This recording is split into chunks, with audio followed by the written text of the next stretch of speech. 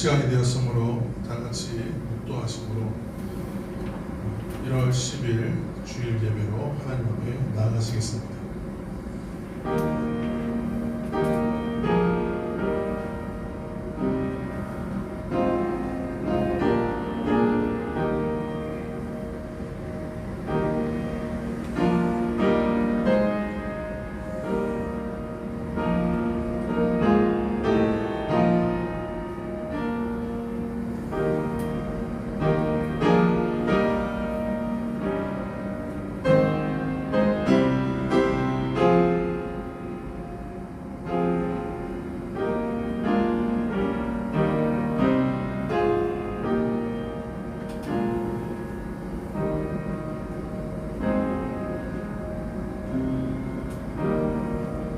역사하시는 아버지 하나님, 오늘 이 예배로 하나님 앞에 나아갑니다.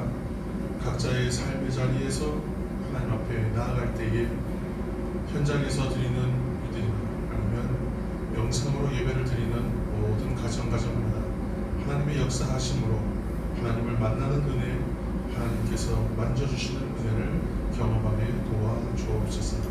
예배드리는 한 사람들이 신령과 진정을 다해 주님을 향하여 예배하게 도와주옵소서. 예수님의 이름으로 기원하옵나이다. 아멘.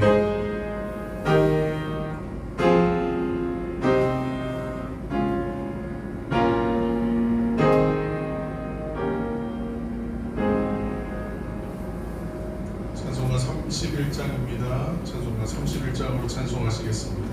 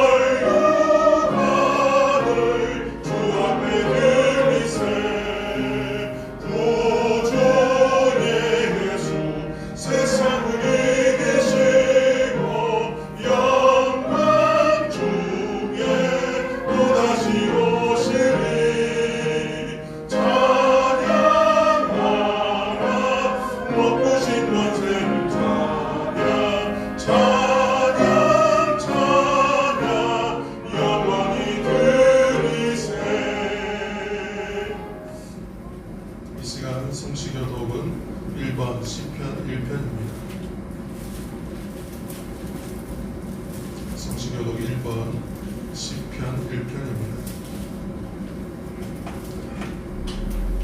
복 있는 사람은 악인들의 꾀를 따르지 아니하며 죄인들의 길에 서지 아니하며 오직 여호와의 율법을 즐거워하여 그는 시냇가에 심은 나무가 철을 따라 열매를 맺으며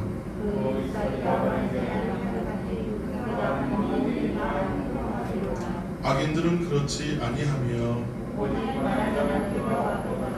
그러므로 악인들은 심판을 견디지 못하여 무릇 의인들의 길은 여호와께서 인정하시나 악인들의 길은 망하리로다. 아멘. 이 시간은 우리가 한 주간 지은 연약한 모든 것들을 주님 앞에 고백하시면서 침묵 가운데 잠시 기도하시겠습니다.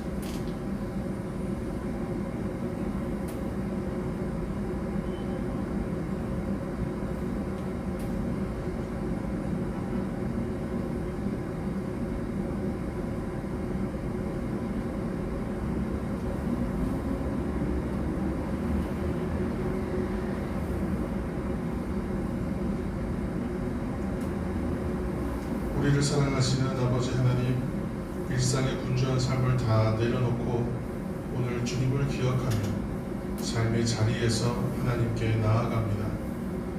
아버지는 항상 우리를 기억하시고 우리와 동행해 주셨건만 우리는 아버지 하나님을 기억하지 못하고 때론 내 고집과 내 생각과 내 아집을 이기지 못하여 길 잃은 양처럼 마치 고아와 같이 살다가 지금 이 자리에 하나님 앞으로 나아갑니다. 이런 우리의 모든 허물과 죄를 용서하여 주옵소서. 이제는 주님과 나만 아는 죄를 침묵 가운데 고백하며 나아가는 한 사람들을 불쌍히 여겨주시고 긍휼을 베풀어 주옵소서. 그러므로 이제 그리스도 예수 안에 있는 자에게는 결코 정죄함이 없나니 이제 그리스도 예수 안에 있는 생명의 성령의 법이 죄와 사망의 법에서 너를 해방하였음이라. 아멘. 이제는 이어서 사도신경으로 우리의 신앙을 고백하오니 나는 전능하신 아버지 하나님 천지의 창조주를 믿습니다. 나는 그의 유일하신 아들 우리 주 예수 그리스도를 믿습니다. 그는 성령으로 잉태되어 동정녀 마리아에게서 나시고 본디오 빌라도에게 고난을 받아 십자가에 못 박혀 죽으시고 장사된 지 사흘 만에 죽은 자 가운데서 다시 살아나셨으며 하늘에 오르시어 전능하신 아버지 하나님 우편에 앉아 계시다가 거기로부터 살아있는 자와 죽은 자를 심판하러 오십니다. 나는 성령을 믿으며 거룩한 공교회와 성도의 교제와 죄를 용서받는 것과 공의 부활과 영생을 믿습니다. 아멘.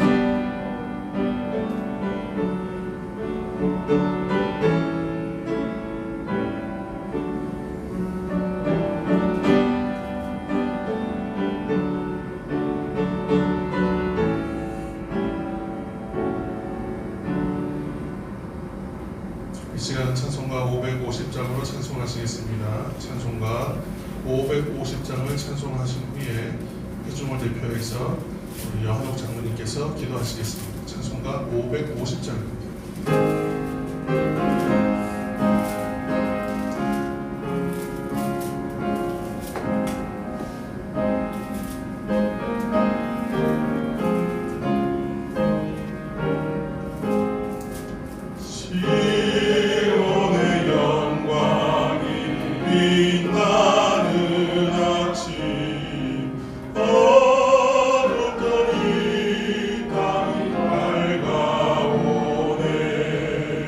스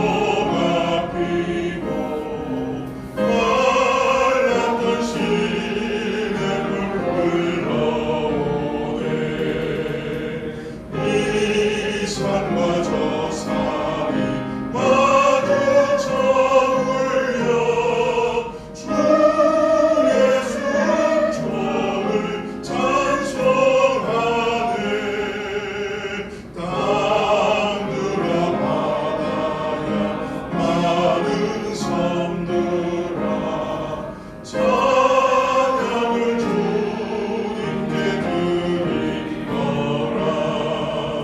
싸움과 죄악이 가득한 땅에 찬송이 하늘에 사무치네.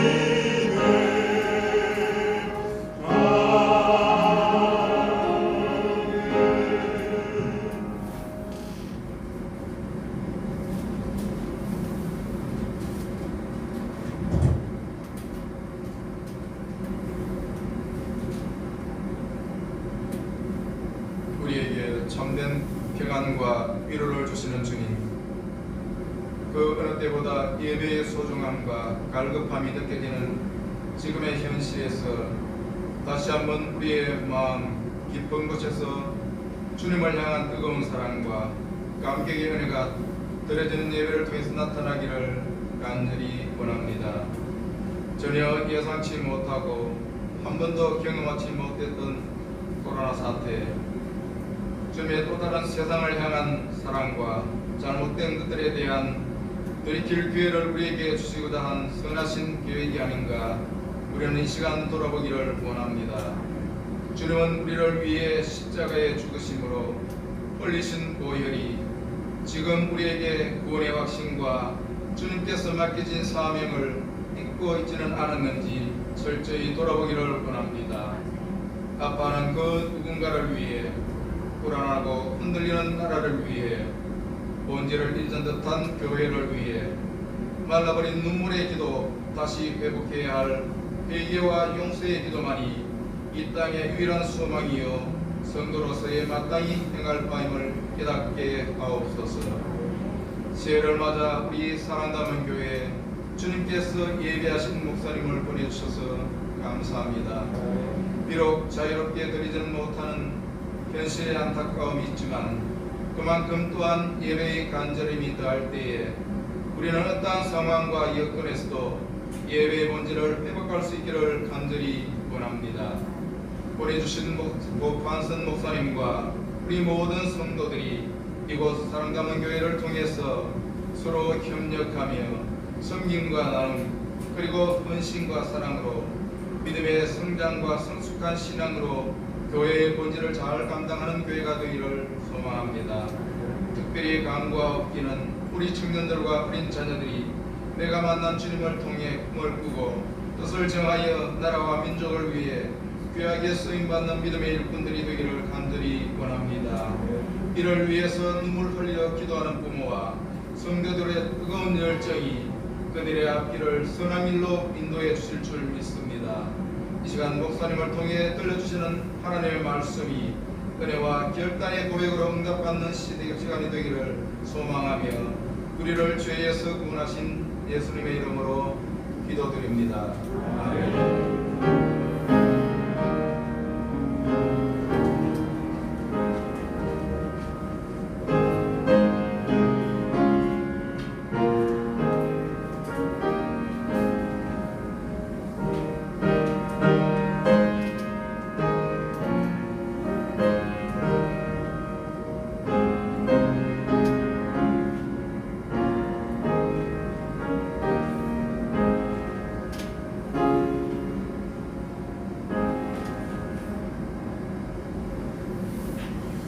이 시간 하나님께서 우리에게 주시는 은혜의 말씀은 신약 성경 야고보서 5장 7절에서 11절까지의 말씀입니다.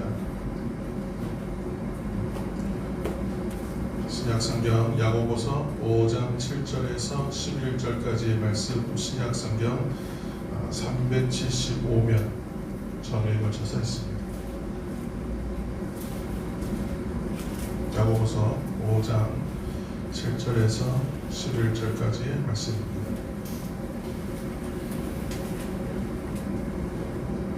제가 말씀을 봉독하여 읽겠습니다.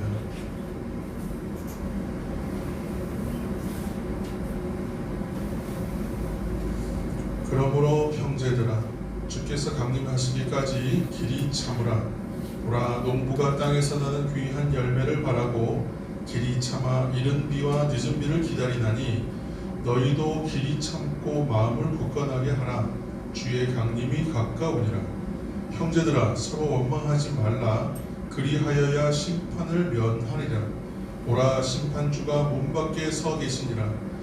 형제들아 주의 이름으로 말한 선지자들을 고난과 오래 참음의 본으로 삼으라.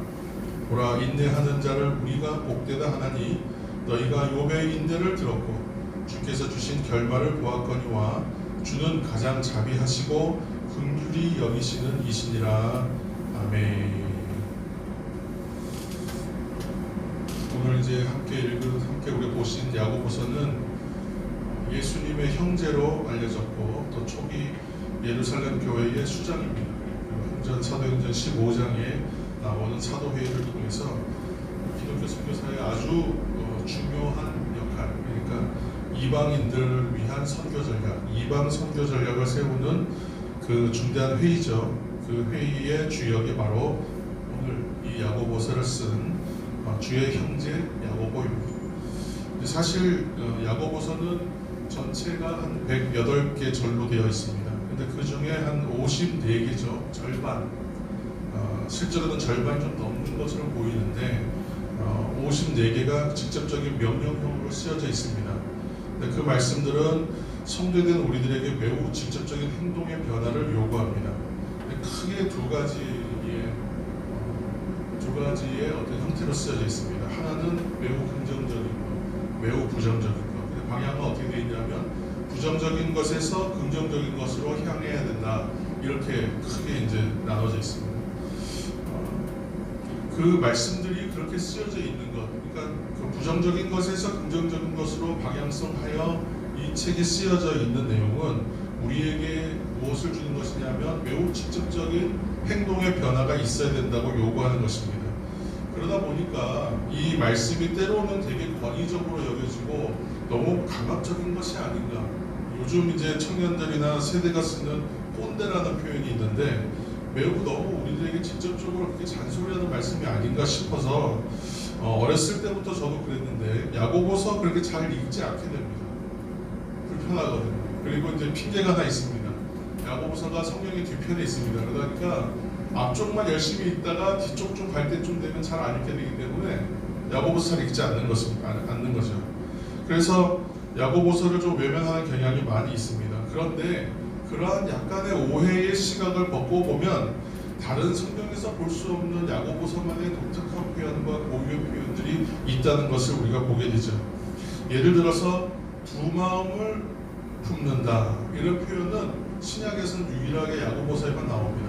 구약에서는 몇 군데 나옵니다. 성경은 기록된 그 시대의 상황을 반영하는 표현들로 가득하게 채워져 있습니다. 그렇지만 그렇게 기록된 성경이지만 그 성경에 있는 모든 말씀은 기록된 그 시대를 반영하여 그 시대에만 적용되는 것이 아니라 오랜 세월 지나면서 그러했고 또 2000년 하고도 21년이 지난 1월 오늘날 이곳에서 또는 영상으로 드리는 모든 가정 한 사람 한 사람들에게까지도 그리스도인의 삶에 동일하게 적용되는 말씀이라는 것을 여러분 기억하시고 믿으시기 바랍니다. 이러한 사실에서 출발하면 오늘 함께 읽은 야고보서는 이미 말씀드린 것처럼 전체 108개의 절 중에서 절반 이상이 명령형으로 되어 있습니다. 두 개의 큰 축이 있다 그랬죠. 부정적인 측면을 버리고 긍정적인 측면으로 행하라. 이런 방향성을 가지고 일관되게 저술되어 있습니다. 성경은 신앙의 의미를 깊이 깨달은 성경 기자들에 의해서 쓰여졌습니다. 성경 기자들은 하나님의 은혜의 비밀을 아는 사람들이었죠. 그리고 하나님의 신비에 대한 궁극적 의미를 만나는 체험을 가진 사람들이 성경 기자로 쓰임을 받았습니다. 오늘 그렇다면 읽은 야고보서의 저자인 야고보 또한 그렇다고 할 수 있죠. 부정적인 측면을 버리고 긍정적인 측면을 향하는 방향성을 가지고 있어야 한다. 이것처럼 오늘 성경의 말씀도 우리의 변화의 방향이 어느 쪽으로 가야 하는가, 또 우리가 결국 도착해야 할 것이 어디인가, 이것을 분명하게 가르치고 있다는 것을 여러분 기억하시면서 오늘 말씀에 함께 하시기 바랍니다. 우리가 이제 일상 가운데에서 좀 즐기는 여러 가지 일들 가운데에 영화, 운동 경기 이런 것이 대부분 동일한 것이 있습니다. 뭐냐면 결과를 미리 알면 재미가 없다는 거예요. 그렇죠? 그래서 물론 이제 긴장감을 너무 긴장하시는 분은 뭐 축구나 뭐 이런 스포츠 경기의 결과를 미리 알고 임하면 그 긴장을 좀 덜 할 수 있으니까 좋으실지도 모르겠습니다만, 특히 영화 같은 거 볼 때 결과를 미리 알면 재미가 없지 않습니까? 좋은 영화가 있다고 해서 영화관에 갔는데, 요즘 코로나 때문에 영화관 가기 힘듭니다만, 근데 간혹 이제 이런 분들이 있을 수 있습니다. 영화를 보는데 근처에서 계속 떠드는 분이 한 분 계세요. 그러면 이제 일단 그 소리가 거슬리고 방해가 되죠. 그런데 이분이 그냥 소리만 내는 것이 아니라 스토리를 얘기하고 있습니다. 자, 이제 봐라. 좀 보면 다음에 저기서 이제 뭐 튀어나온다. 다음엔 뭐 어떻게 된다. 계속 얘기를 하는 거죠. 자, 이렇게 미리 결론과 스토리를 미리 말하는 사람들이 있습니다. 이런 사람들을 가리켜서 스포일러라고 얘기합니다. 영화의 장면이나 줄거리를 미리 말해서 재미를 떨어뜨리는 사람을 가리키는 것이죠. 근데 스포일러라는 말은 사실은 부정적 의미로 그래서 좀 많이 사용됩니다. 그런데 오늘은 저도 약간의 스포일러를 좀 사용하는 그 스포일러가 되려고 합니다. 이제부터 여러분께 중요한 비밀 한 가지를 미리 알려드리려고 합니다. 사랑하는 성도 여러분, 예수님을 구주로 영접함으로 거듭난 사람은 하나님 나라를 계승하기 위해 태어난 사람입니다. 또 하나님이 주신 가장 좋은 선물은 우리로 하여금 거듭난 사람이 되게 하셔서 하나님 나라를 계승하게 하는 것입니다. 여러분, 이거 스포일러입니까? 이미 알고 계셨습니까? 이번 말씀드린 김에 또 한 가지 더 하겠습니다. 불의한 사람이 의로운 사람으로, 마귀의 지배하에 있던 사람이 하나님의 자녀가 되므로 우리는 영원한 사망에서 영원한 생명으로 옮김을 받았습니다. 여러분, 이 사실도 알고 계셨습니까? 재미가 반감되게 하는 스포일러라고 저를 이야기하셔도 마지막으로 한 가지 더 말씀드리겠습니다. 인간은 원래 죄를 이길 수도 없고 벗을 수도 없던 인생인데 죄를 이기고 노임을 받는 인생이 되었습니다. 세상에 이끌려가며 살 수밖에 없는 것이 바로 인생인데 이제 세상을 이기는 승리의 삶을 살게 되었습니다. 이 모든 것이 예수 그리스도를 구주로 영접하는 자, 그 이름을 믿는 자에게 있는 일입니다. 할렐루야. 여러분 알고 계셨습니까? 자, 이제 다 알려드렸으니까 이제부터는 두려워하지도 마시고 걱정하지도 마시고 염려하지도 마시고 모두 떨쳐내고 기쁘게 사시고 행복하게 사는 인생이 되시기를 축복합니다. 자, 이렇게 우리 다 이미 알고 있는 이야기인데도 불구하고 우리들의 삶을 한번 돌아보시기 바랍니다. 왜 우리는 이 사실을 이미 다 알고 있는 현실에 살면서도 늘 두려움과 걱정과 염려와 상처와 낙심과 때로는 분노와 시기함 속에서 우리는 살고 있는가? 이것이 우리가 접근해야 되는 문제죠. 왜 지금 말씀드린 결과와 결론을 우리는 이미 알고 있음에도 불구하고 이 우리가 쓰고 있는 인생의 드라마는 우리 마음대로 쓰여지지 않는가 하는 것이 바로 우리의 문제라는 것입니다.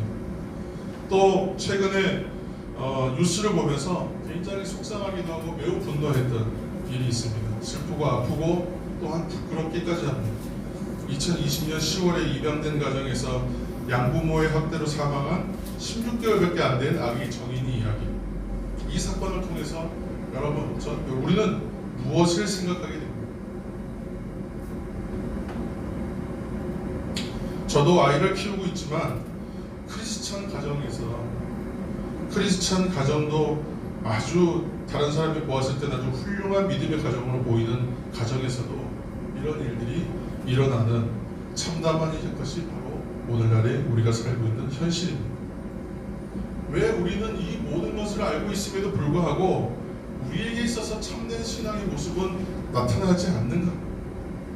자꾸만 세상적인 것만 바라보게 되고 때로는 그 세상의 것을 추구한 사람들보다 더 못한 모습으로 드러나는 것입니다. 이 모든 것을 우리가 언젠가는 이루어질 것이고 언젠가는 완성될 거라는 말로 구현하고 나의 잠재력이라고 이야기하면서 지금 이 순간은 꼭 피우지 못하고 지금 이 순간은 그렇게 살지 못하고 오늘은 승리하지 못하는 삶을 사는 이유가 무엇인가 하는 것입니다. 이런 질문에서 출발해서 가야 할 방향을 권면하는 내용으로 채워져 있는 것이 오늘 바로 성경 야고보서가 우리에게 주고 있는 방향성의 제시입니다. 이와 같은 이유는 야고보서에만 적혀 있는 신약적 표현이죠. 두 마음을 품고 살기 때문인 것이죠. 우리가 여전히 형식적이고 표면적 그리스도인, 곧 육신적 그리스도인으로만 머물러 있기 때문에 그런 것입니다. 우리의 출발은 세상일 수밖에 없습니다. 세상에 살고 있으니까요. 그 세상에 속한 사람들입니다. 그리고 세상 속에서 부대끼며 살아가기 때문에 우리가 세상적으로 보이는 것 이상한 것 아닙니다. 당연한 현실이죠. 그러나 다시 한번 말씀드리지만 종국에는 우리가 가야 할 곳은 종착지는 거룩한 삶으로 나아가는 인생이 되어야 할 것입니다. 이 과정은 당연히 공부와 노력과 연습과 또 공부된 열심이 있어야만 합니다. 마음만 먹는다고 변화가 일어나는가? 그렇지 않아요.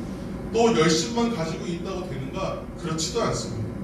오직 거룩한 사람이 되고 그 길을 걸어가기 위해서 필요한 것은 매일 하나님께서 주시는 하나님의 은혜의 방법이 아니면 도무지 방법이 없습니다. 그런데 하나님의 은혜로 매일 밥 먹고 하나님의 은혜로 매일 우리가 숨쉬지 않기 때문에 결국은 세상적 방향과 세상의 방법을 추구할 수밖에 없고 세상에 물든 자로서 살아갈 수밖에 없고 여전히 그 결론도 세상으로밖에 나올 수밖에 없다는 것이죠. 여러분, 이 사실을 우리가 깊이 인식해야 합니다. 새해를 맞이하면서 이미 여러분 다 알고 계실 만한 이야기들을 이렇게 늘어놓는 이유는 우리 모두가 이 새로운 2021년에는 하나님께서 허락하시는 은혜로 회복하는 인생이 되기를 소망하기 때문입니다. 그런데 회복은 다시 한번 말씀드리지만 내가 스스로 할 수 있는 것이 아닙니다. 오직 하나님의 은혜로 회복하는 것이기 때문에 신년 주제를 우리가 뭘로 정했냐면 회복되게 하옵소서. 한번 다 같이 한번 해보실까요? 회복되게 하옵소서. 우리가 이렇게 정했습니다. 우리가 오직 말씀으로 살고 기도로 세워지는 각각의 교회가 될 때에 이 회복은 일어나게 됩니다. 그래서 예수님을 믿는 우리는 하나님의 말씀에 대한 경청, 여기서부터 출발했으면 합니다. 하나님의 말씀에 대한 경청이 있을 때에 세상을 이길 수 있는 하나님의 지혜와 능력 또한 은혜를 받는 통로가 열리게 되기 때문입니다. 그렇다면 오늘날 왜 그런 승리를 우리가 경험하지 못하는가 하는 질문에 대해서 다른 것에는 마음을 품고 우리가 관심을 가지지만 열심도 내지만 정작 우리에게 필요한 하나님의 말씀에 내가 귀 기울이지 않았구나, 관심 갖지 않았구나, 하나님의 말씀에 대해서 열심 내지 못했구나라는 결론을 얻게 됩니다. 예를 들어서 이것은 마치 시험을 앞둔 학생이 도서관이나 독서실에서 공부하는 것을 비유해 볼 수 있습니다. 저도 그런 경험이 있지만 한 학생이 책상에 앉아서 공부합니다. 진작부터 이제 앉아서 있는 시간이 꽤 길어졌어요. 그런데 이 시간 굉장히 오래 앉아 있었는데 정작 물어보니까 내일 볼 시험에 대해서 아직 공부 시작도 못했답니다. 그래서 왜 그렇게 공부하는 양이 없냐, 왜 이렇게 어렵냐 물어봤더니 이렇게 대답하는 거죠. 도서관 책상에 앉아 보니까 그 이전에 누가 앉았던 자리인지 너무 지저분하고 더러워 보였답니다. 그래서 물티슈를 꺼내갖고 여기도 닦고 저기도 닦고 열심히 닦았어요. 그랬더니 이제 책상이 좀 정리가 됐습니다. 그리고 나서 이제 자기가 갖고 온 가방에서 책을 꺼내서 가지런히 이제 준비를 하는 거죠. 공부할 준비. 그리고 펜도 꺼내가지고 이렇게 가지런히 놓고 예쁘게 놓고 또 뭐 연필도 깎아서 놓고 그리고 나서 친구가 뭐 써머리한 아주 잘 정리한 쪽집게 요약 노트 이런 것도 받아가지고 프린트하는 것도 펼쳐놓고 준비를 다 합니다. 그리고 이제 보니까 시간이 좀 지났는데 아직도 시간이 많이 남았으니까 남은 시간을 내가 잘 써야 되겠다. 그래서 시간표 계획도 세워서 옆에다가 또 붙여놓고 앞에다가 세워놓고 준비를 다 했습니다. 자, 이제 공부만 하면 됩니다. 그런데 앞에 너무 준비하는데 힘을 너무 많이 썼는지 살짝 졸린 거예요. 그래 한 15분 정도 자고 가면 눈물도 온다는데 잠깐만 졸자 하고 눈을 감았죠? 어떻게 됐을까요? 나가라고 시간 다 됐으니까 나가라고 벌써 밤이 깊은 겁니다. 벌써 한밤중인 것이죠. 자, 이제 독서실 도서관을 나와가지고 아주 차가워진 밥 공기를 마시면서 집으로 갑니다. 그런데 기분은 왠지 내가 공부 되게 많이 한 것 같아요. 성도 여러분, 우스개 이야기 같지만 시사하는 바가 있죠. 말씀이 우리 삶 가까이에 있으나 정작 나는 그 말씀 먹고 마시고 누리고 그 말씀대로 행하고 좀 씨름하는 그 시간, 그 인생과는 내 삶은 거리가 먼 게 아닌가 하는 것이죠. 야고보서 1장 19절 말씀입니다. 내 사랑하는 형제들아, 너희가 알거니와 사람마다 듣기는 속히 하고 말하기는 더디하며 성내기도 더디하라. 아멘. 듣기는 속히 하고 말하기는 더디하며 성내기도 더디하라, 이렇게 말씀하고 있습니다. 말씀으로 사는 삶을 살아갈 때 있어서 경청 듣는 것이 우리의 인생 가운데 제일 먼저 시작해야 될 것이 아닌가 다시 한번 생각하게 하는 말씀이죠. 선포되고 전파되는 하나님의 말씀을 우리는 경청하여 온전하게 듣는 사람이 되시기를 예수님으로 축복합니다. 생각해보면 많이 한 것 같아요. 지금까지 우리 인생을 돌아보면 많이 읽은 것 같습니다. 많이 들은 것 같아요. 그런데 정작 읽고 쓰고 암송하고 새기고 삶 가운데 내가 어떻게든지 이거 한번 실천해 보겠다고 노력한 것이 과연 얼마나 될까? 말씀으로 살아냈더니 하나님이 내 이 말씀으로 인하여 살아낸 인생 가운데 어떻게 역사하셨고 이 경험으로 인하여 난 또 한 번 성장했구나. 정말 감동하고 감격하는 일들이 우리 인생 가운데 매일 펼쳐지고 있는가? 그렇지 못할 것입니다. 누가 하라고 해서 하는 것이 아니라 신앙생활은 내가 온전히 듣고 읽고 묵상하는 가운데에 만나는 하나님께서 나에게 깨닫게 하시는 그 은혜로 살아가는 것이 바로 신앙생활이기 때문에 그렇습니다. 오늘 야고보서 본문을 다시 가서 여러분 7절과 8절을 눈으로 보시고 읽으실 수 있는 분들 함께 읽겠습니다. 7절과 8절입니다. 그러므로 형제들아, 주께서 강림하시기까지 길이 참으라. 보라, 농부가 땅에서 나는 귀한 열매를 바라고 길이 참아 이른 비와 늦은 비를 기다리나니 너희도 길이 참고 마음을 굳건하게 하라. 주의 강림이 가까우니라. 아멘. 첫째로 오늘 말씀에는 길이 참고 기다리라, 이렇게 말씀하고 있죠.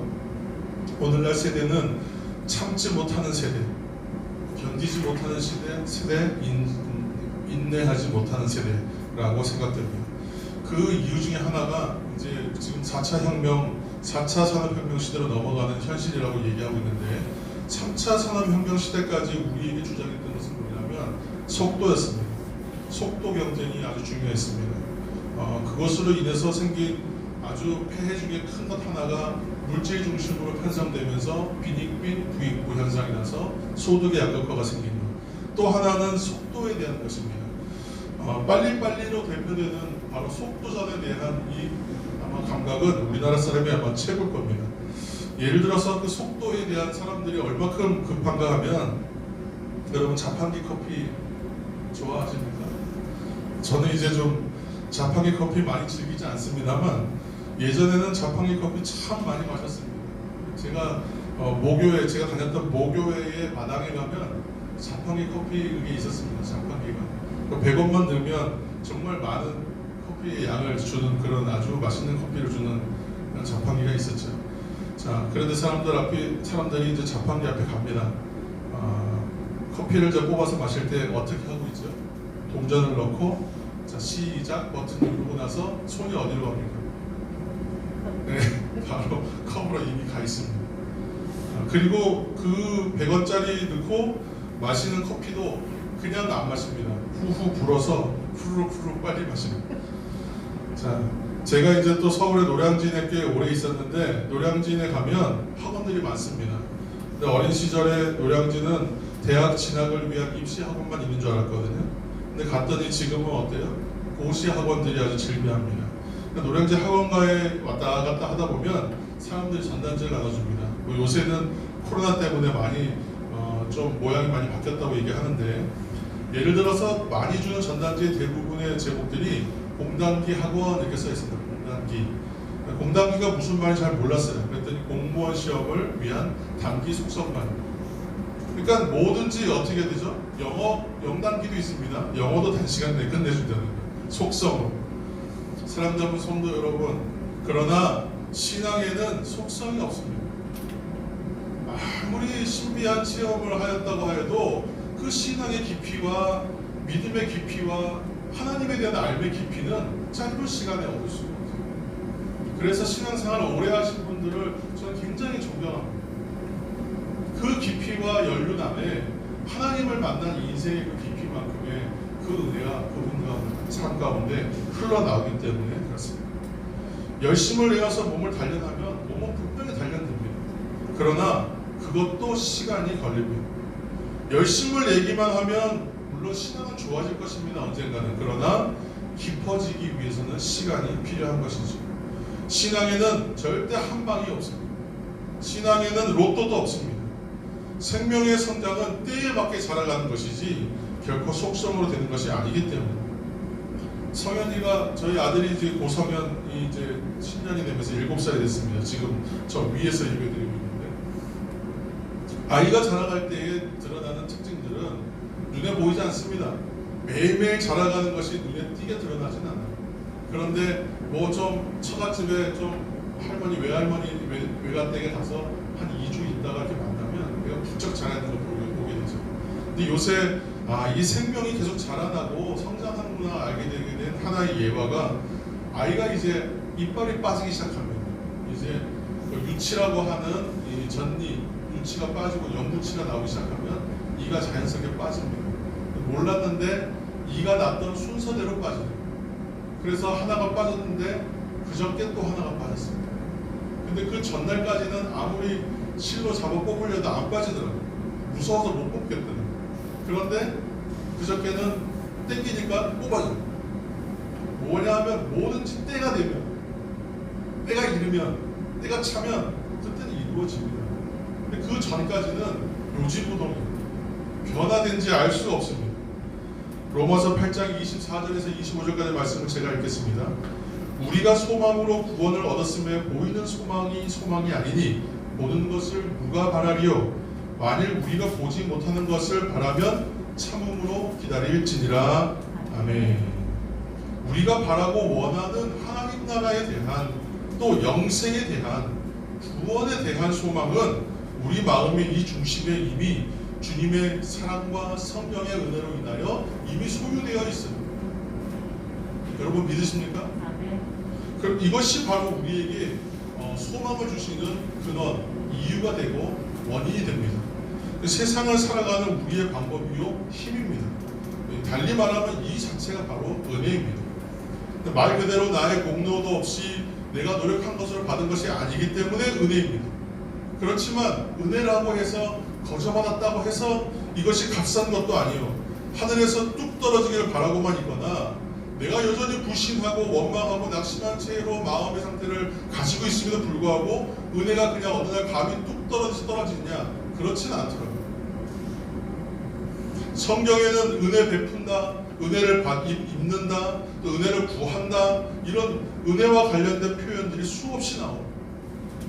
사랑하는 성도 여러분, 베푸시는 은혜를 받기를 또 내가 입기를 구하실 때에 여러분 먼저 구해야 할 것을 때 믿음으로 구하시고 감사함으로 구하시기 바랍니다. 그리고 기쁨으로 구하시기 바랍니다. 그렇게 구하는 이들은 분명코 충만히 하나님의 은혜를 누리게 될 줄로 믿습니다. 우리 모두 신년을 맞이해서 감사와 기쁨의 은혜로 가득 채워서 올 한 해를 시작하시는 우리 모두가 되기를 축복합니다. 작은 싹이 자라는 것도 사실 우리 눈에 잘 보이지 않습니다. 작은 씨앗 안에 생명이 있기 때문에 그것이 자라는 것이죠. 사실은 우리 각 사람에게도 생명이 있기 때문에 어떻게 해야 되죠? 계속 자라가야 합니다. 이른 비와 늦은 비를 농부가 기다린다. 오늘 본문에 보면 표현하고 있어요.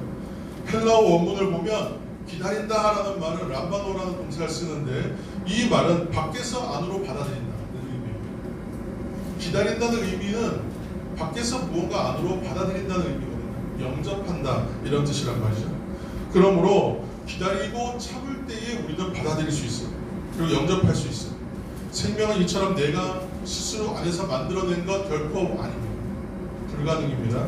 내가 창조해낼 수 없는 것이 있어요. 그게 바로 은혜예요. 은혜는 받아들이는 거예요. 영접하는 거예요. 그래야 나에게 주어진 생명이 자라가기 시작합니다. 세상이 줄 수도 없고 알 수도 없는 은혜와 생명을 누리시는 저와 여러분 되시기를 다시 한번 예수님의 이름으로 축복합니다. 길이 참고 기다리란 말이 사실 되게 좀 말로는 쉽습니다만 사실 어렵죠. 내 의지로만 버티기에 결국은 어떻게 될까요? 맘먹은 것처럼 쉽지 않아서 내 의지로 버텨봅니다. 그렇지만 그 결국은 고갈돼요. 내가 혼자 힘으로 해보려고 하면 넘어져요. 내가 지금 넘어져도 아무도 붙잡아줄 사람이 없지, 아무리 애써도 사람이 넘어져요. 만약 우리가 어떤 일에 대해서 애쓰고 인내하고 그렇게 죽을 힘 다해서 최선 노력 다했는데 그 결과가 예를 들어서 시험에 낙방되었다 또는 결국은 실패했다라는 결론으로 마무리된다면 우리의 인생의 결과가 얼마나 허무하겠습니까?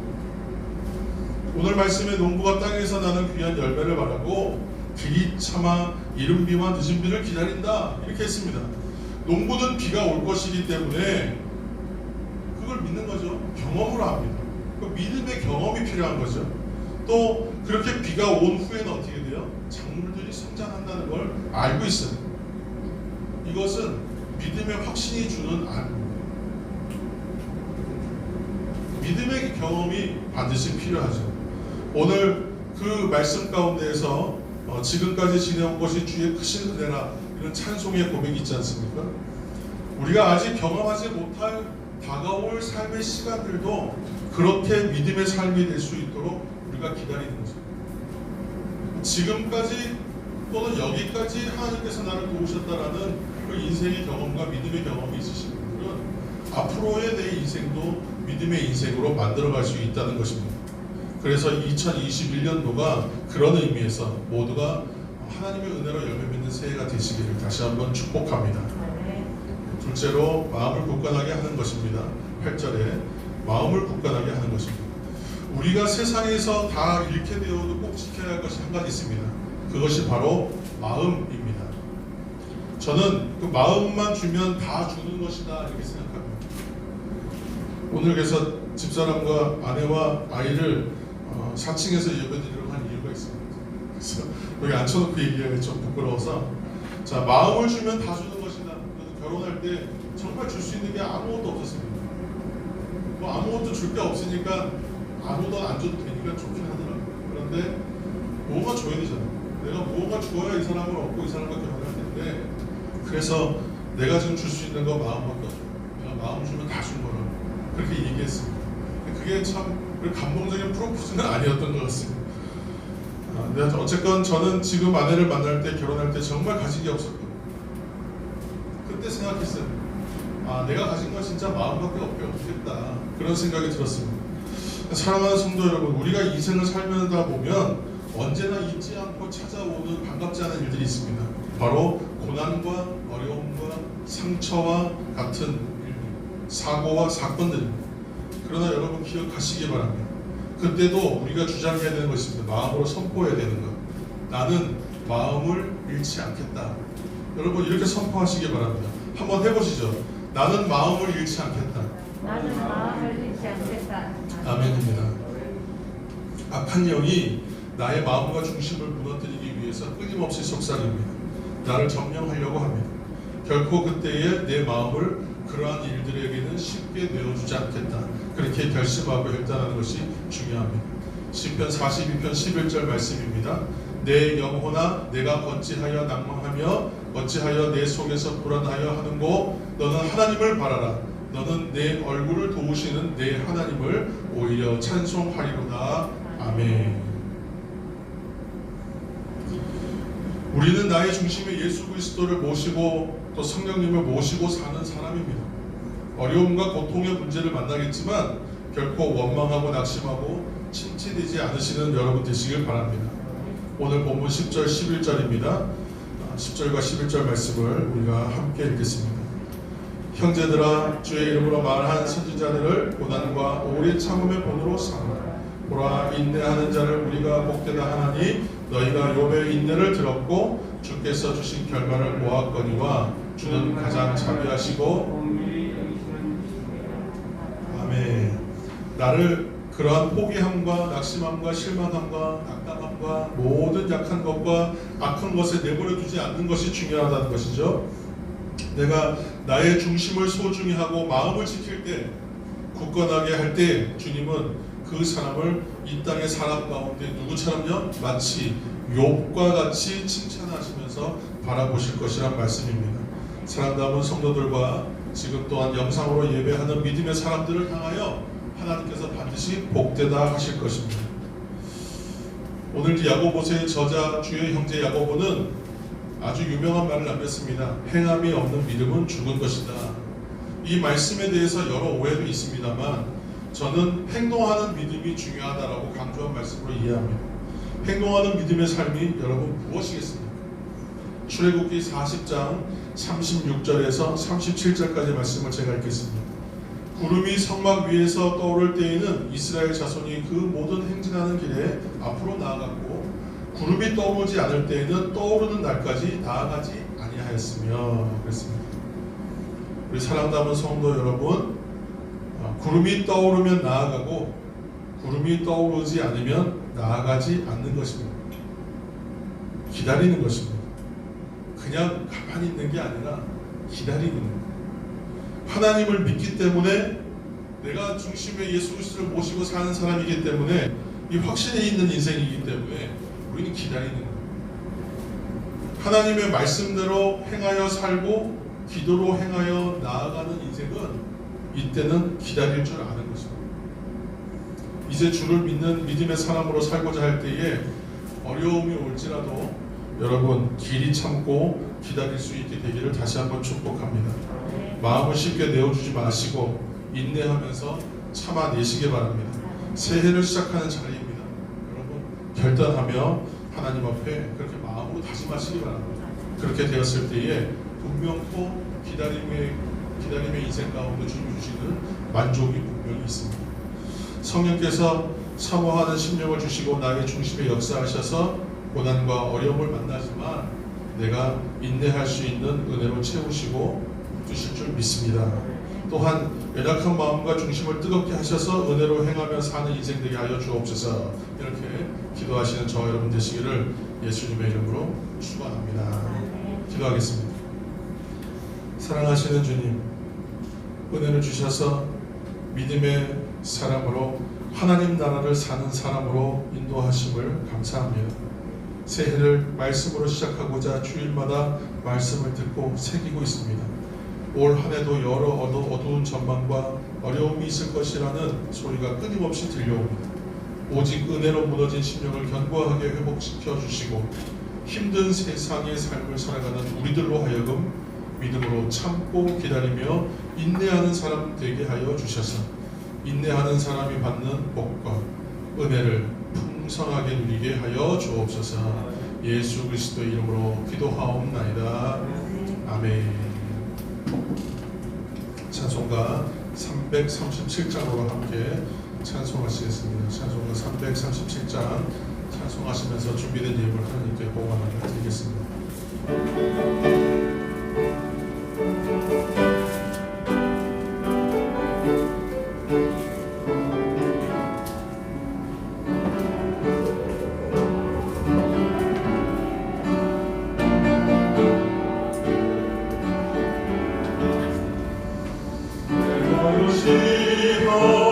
무거운 짐을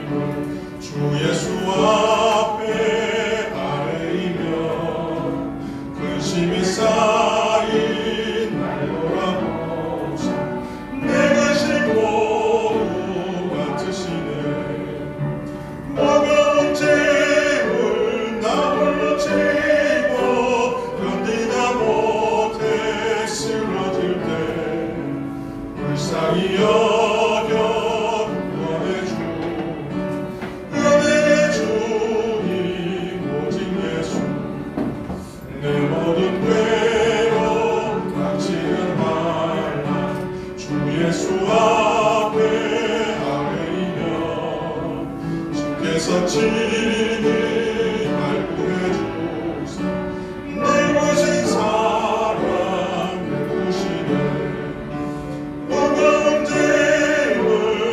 홀로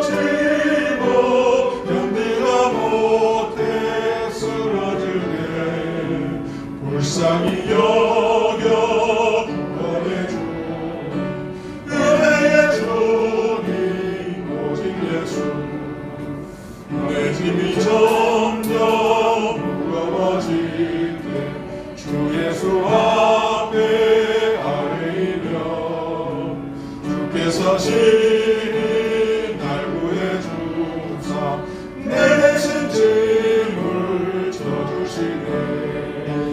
무거운 짐을 나 홀로 지고 견디다 못해 쓰러질 때 불쌍히 여겨 구원해 주니 은혜의 주님 오직 예수.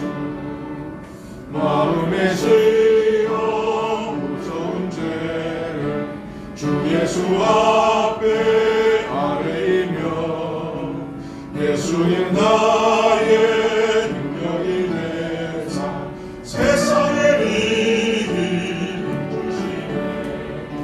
무거운 짐을 나눠지고 견디다 못해 쓰러질 때 불쌍히 여겨 구원해 주니 은혜의 주님 오직 예수. 세상을 창조할 때부터 우리를 복된 자녀로 선택하여 주시고 생명의 기운으로 우리를 만지시고 축복해 주신 거룩하신 하나님, 젖먹이 아기가 어머니의 품을 잊을 수 없듯이 우리가 인생을 살아오면서 우리 주님의 사랑의 품에서 일상의 은총을 누리는 하나님의 성도들이 오늘도 이렇게 새로운 마음과 결단으로 교회 공동체로 예배하게 하시니 감사드립니다. 이 시간 우리의 가진 모든 것이 주께로부터 온 것임을 고백하며 그 일부를 정성으로 구별하여 예물로 드립니다.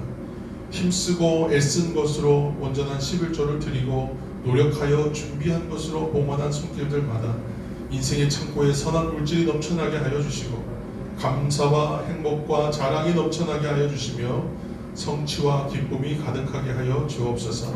또한 주일 헌금과 감사의 제목에 따라 등일 봉헌마다 축복하여 주셔서 각 가정들이 신앙의 가문으로 세워지도록 특별한 은총을 허락하여 주시고 어려울 때마다 특별한 도우심으로 일어나게 하여 주시며 자녀들을 위한 기도가 큰 열매로 응답되어지는 은혜가 있게 하여 주옵소서.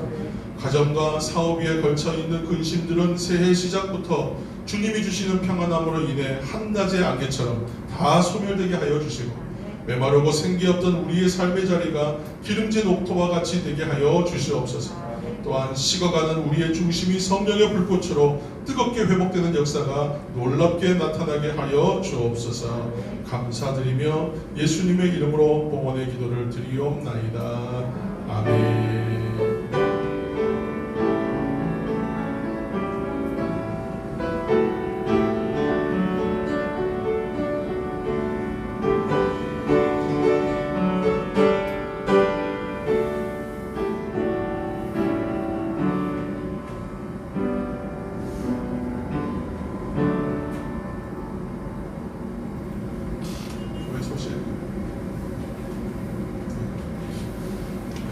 교회 소식을 전하겠습니다.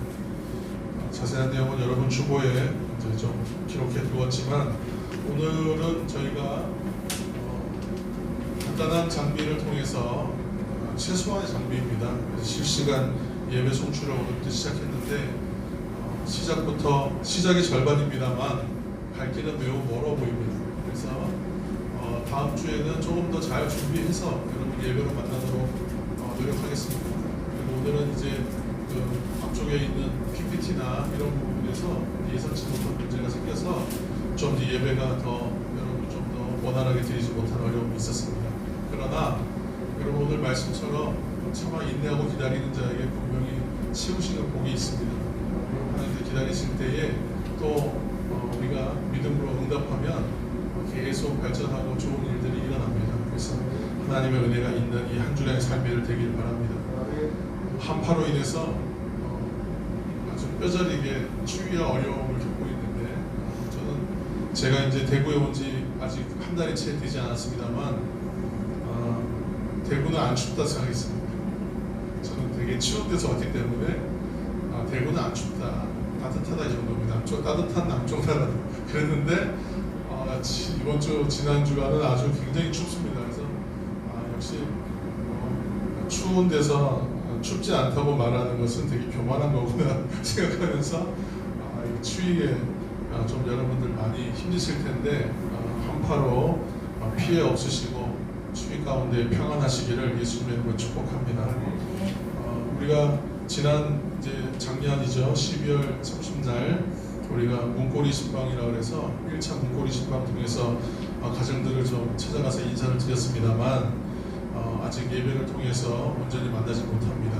오늘 비대면 이 지금 상태가 1월 17일 주일까지는 사실은 지속될 것이고 그 이후에도 완화되거나 나아진다는 그런 전망은 쉽지 않습니다. 그래서 계속 아마 실시간 예배를 드리고 또 예배에 혹시 현장에 와서 같이 예배에 참여하게 원하시는 분은 실내에 20인 이하로는 들어오실 수 있습니다. 그래서 함께 예배에 참여하시면 되겠습니다. 현장에서 예배 드리면 그래도 가정에서 아마 예배 드리시는 것보다 분명히 더 예배의 영적인 은혜가 있을 것입니다. 그래서 우리가 아직 하나님의 은혜로 성장해서 이제 어느 곳에서나 어떤 방식으로나 예배하여도 동일하게 은혜 받는 신앙의 수준이 되면 참 좋겠는데 그 수준에 도달하기가 쉽지 않기 때문에 여러분 그래서 다양한 예배의 방법을 찾으셔서 하나님께 예배하시는 또 한 주간의 삶이 되시기를 또한 축복합니다. 성도님들의 요청에 따라서 여러분 그 온라인 계좌, 헌금 계좌를 여러분 오픈해 두었습니다. 온라인으로 헌금하시는 것이 쉬운 일은 아닙니다. 익숙하지 않으신 분들은 꼭 은행에 가셔야 된다 생각하고 아마 그러실 것입니다. 혹시 온라인으로 헌금하는 것이 편하고 괜찮다 생각하시는 분들은 그렇게 온라인 헌금도 해보시기 바랍니다.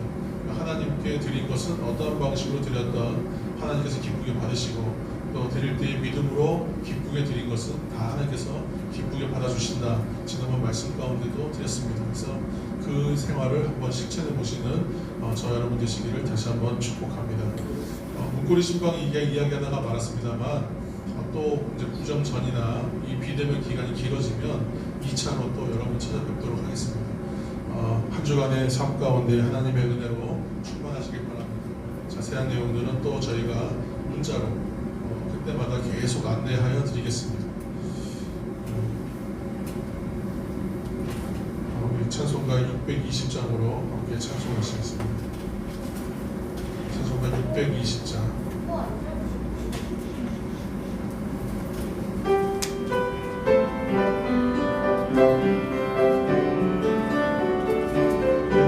장 1절만 찬송하시겠습니다.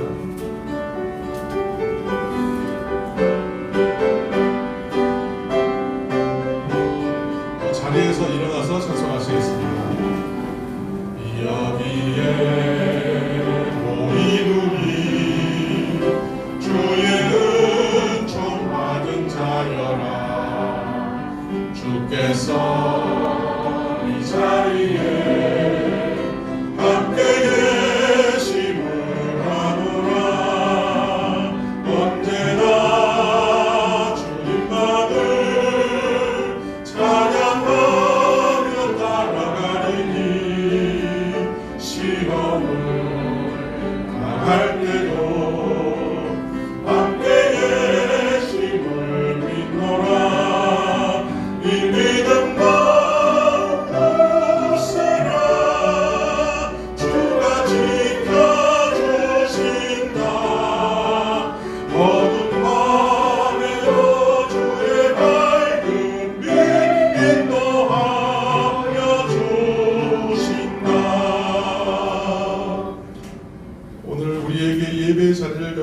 주님을 만나는 감격을 허락하여 주시고 말씀으로 찬양으로 세임없게 하시니 감사드립니다.